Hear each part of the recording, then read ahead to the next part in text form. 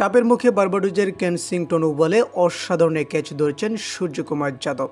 সূর্যের সেই ক্যাচই ভারতের 2024 টি-20 বিশ্বকাপ জয়ী ক্যাচ হয়ে যায়।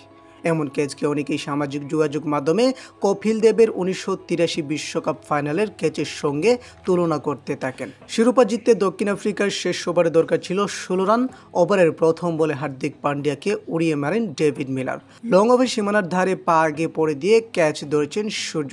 মাঠের দুই আম্পায়ার ক্রিস গাফানি ও রিচার্ডস ইলিংওয়ার্থ, তৃতীয় আম্পায়ার রিচার্ডস কেটলবুরের শরণাপন্ন হয়েছেন। কেটলবুরু আউট ঘোষণা করেন মিলারকে। দক্ষিণ আফ্রিকার 7 রানে ম্যাচ হারলে সূর্যের এই ক্যাচ নিয়ে বিতর্ক ডালপালা মেলতে থাকে। সামাজিক যোগাযোগ মাধ্যমে ভাইরাল হওয়া ভিডিওতে দেখা যায় সূর্যর ক্যাচ ধরার পর যত করে শূন্য ছেড়েছেন, ভিডিওতে একটা সাদা দাগও দেখা গেছে। তাতে অবশ্য বোঝার উপায় নেই যে দড়িটা কি আগেই সরানো হয়েছিল কিনা। আইসিসির প্লেয়িং কন্ডিশনে বলা হয়েছে সাদা দাগ নয়, দড়িটাকেই সীমানা হিসেবে ধরা হবে।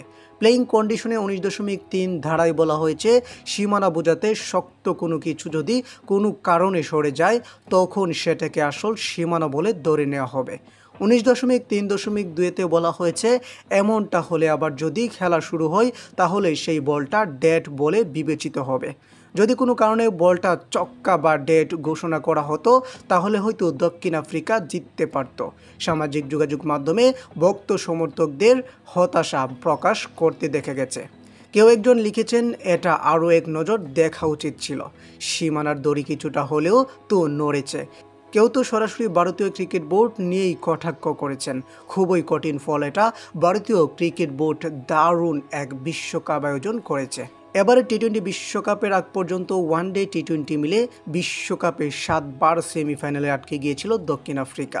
কখনো বৃষ্টির বাধা হিসেবে মেলাতে না পারা ল্যান্স ক্লোজনারের খেপাটে দৌড়, 1992 থেকে শুরু করে নানা ঘটনায় শেষ চারেই থেমে যেত প্রোটিয়াদের পথ চলা।